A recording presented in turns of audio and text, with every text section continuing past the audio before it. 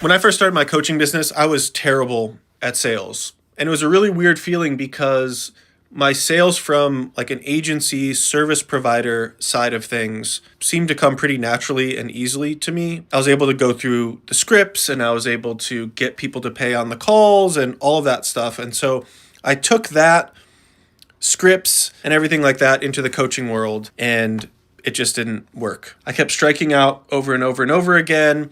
I would watch my calls back and they would feel so clunky and so connected to me when I'm in the DMs or with my content or going back and forth in comments. But when I get them on the phone call, it feels disconnected and I'm not actually like diving in as deep as I want to. And it took me a little bit, but I kind of realized that on a lot of the connection calls that I was having where I would just like dive in and coach somebody, I was actually getting people at the end of the call asking me how to work with me longer. And when I was framing it as a sales call, even just in my own mind, like, oh, this is a sales call with this person, the end of the call would just end and they would say thank you and they would be on their way. So I had to take a step back. And what I realized was the more I could make my sales calls like they were an actual client and we were just diving deep into whatever they needed support with, gave me the best chance for me to actually close them as a client. I like to say clients are created, not closed, but to close them as a client. And as soon as I started going that way versus the old scripted,